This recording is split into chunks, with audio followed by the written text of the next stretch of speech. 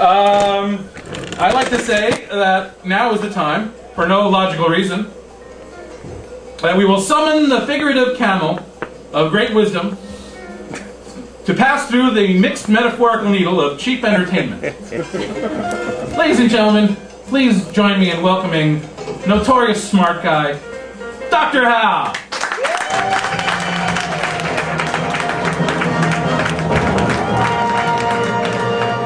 Gaily bedight, a gallant knight, in sunshine and in shadow, had ridden long, singing a song in search of El Dorado.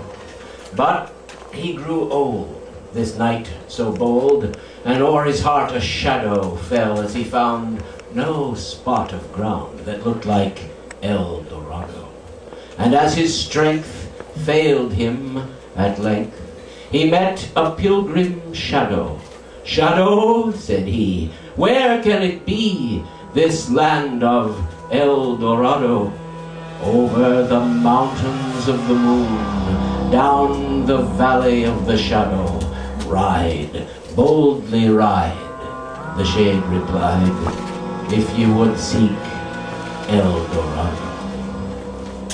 Right.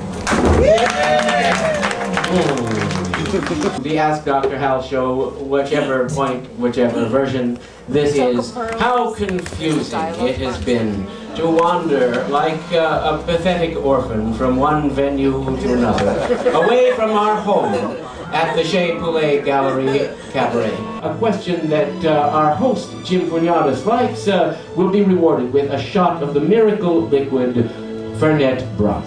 I don't drink it myself. Nectar of the gods. I'm not going to say what gods. Well, Hal, we have a question here. Dos $. All right, that's a very elevated and progressive start. Let us set that up. Okay. He asks, would it be easier to survive a zombie apocalypse or a robot apocalypse? Well, a zombie apocalypse, I have the honor to assure you, will not occur, because the zombies that we see in the movies are just that, creations of the movies. Very ingenious creations of the movies. Creations that mirror our fear, hatred, and distrust of other people, which is why they're such a wonderful monster. And only a few of them have to be made up to get the effect. But there are zombies in Haiti, and these are not like the ones you see in the movies. They are not likely to attack anyone, but if they do, they're not going to bite you, because in fact, if any food goes between their lips, the zombie action is interrupted. Sometimes I hate to give these answers because they disappoint people. Yeah, Vikings didn't have horns on their helmets and so on. What? Zombies don't eat meat. Yes, I know, the truth is always uncomfortable. We would rather believe in the illusion.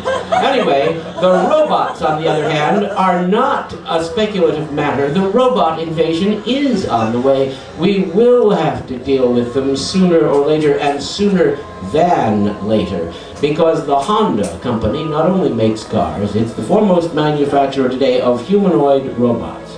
In 1999, they broke the barrier of making the humanoid robot in android form that could walk like a human being, something we in the West said was impossible. We said, in fact, that it couldn't be done because we ourselves don't know how humans manage to balance with their semicircular canals and so on. So in the West, robot engineers contented themselves by making spidery, many-legged things, or things that bounced up and down. But the Japanese really want robots. They want there to be robots. They're willing to spend and do all the R&D just to get robots like you see in the movies, and they're getting them. And soon they'll be here. Now the question is, can we fight them when they're not yet advanced enough to be formidable enemies? Well, we could, but a lot of the time we don't recognize what is a menace because we're so fascinated with its novelty, like cell phones and things we think are wonderful things, and we don't see what they're doing to us. And I'm afraid the robots, being like us in appearance, will be even more seductive. So don't worry about guarding your home, hearth, and threshold from an infestation of drooling, flesh-eating zombies. If they did exist, I would say they would be quite a menace because, of course, in those movies, no matter how palsied and spastic they are, they always get you in the end. That's part of the award-winning formula. But the robots in real life are persistent and will not stop until they achieve their robotic objective. Thank you for your question. From Jawad. In the early 20s. This just in. Yeah. Okay. Breaking news. Side note.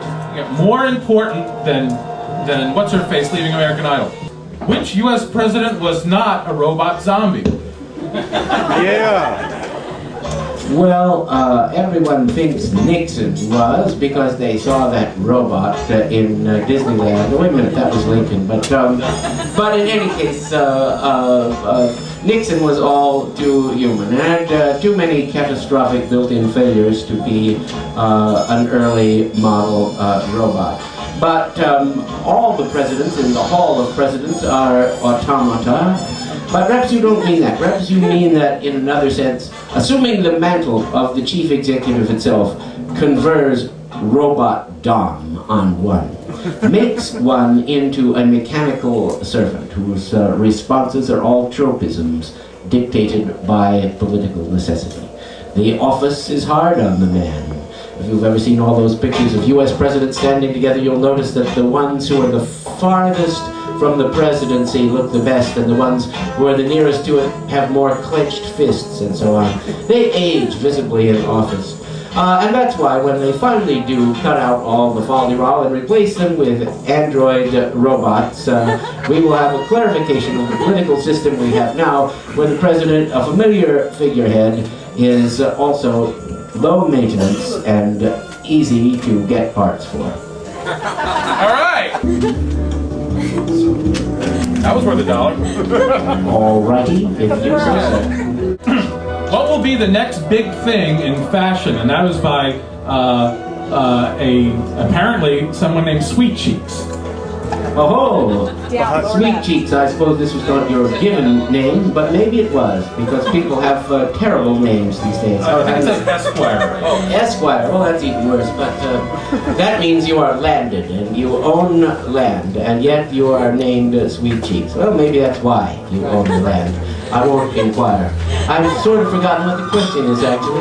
What will be the next big thing? Oh, the next big thing, yes. Fashion. The next big thing you who like to display your cheeks will welcome, because it is spray-on fashion, which already exists in the form of rubber, which can be sprayed on the body, but they have just come up with some new compounds, and soon it will be within everyone's reach to be able to create coverings and costumes on the body with the application of a hardening gel or paste, which comes in a variety of colors. Into these little LED lights can be set, and all I can think of is it's a god-awful sight that people will see. If you go to Burning Man, you can get kind of an idea what it might look like. But don't worry, because unless we are all compelled by a tyrannical future superstate to wear uniforms, people will laugh at you unless your cheeks are sweetly decorated with some skill. Didn't have to go there. Ah! $2! All right! You guys rule!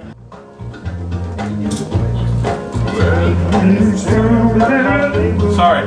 What is your most awkward sexual experience? This I'm giving for $2. $2? Well, you know, one could say, certainly Sigmund Freud said that all moments are sexual. Even our innocent childhood blunderings and fumblings all have a sexual element or character. Hey, now this is a family show. Get that out of here. No, I'm sorry. This is a David Capurro accompaniment, and that is, you know, if that's the least he shows, you'll be lucky. Anyway, where was I? My most embarrassing sexual moment. I'm trying to think of any that were embarrassing. Oh, awkward. Awkward. All of them. all of them are awkward initially because you don't know the person well. After you know the person well enough, this awkward period is over. But in the first, there's always a certain amount of tentativeness. One must only go ahead and then be told, oh, I don't like that, or the other response, which is the better response. So, with halting and irresolute moments, we begin everything, but later, the adage is more true than ever before. Practice makes perfect. The most important thing is not to condemn ourselves for not being experts from the get-go, because that takes a superior knowledge which only the partner can provide. What is it men or women most desire? The limits of gratified desire, as Blake said, and it goes to the other way too. You want to know that the other person is happy with what you've done.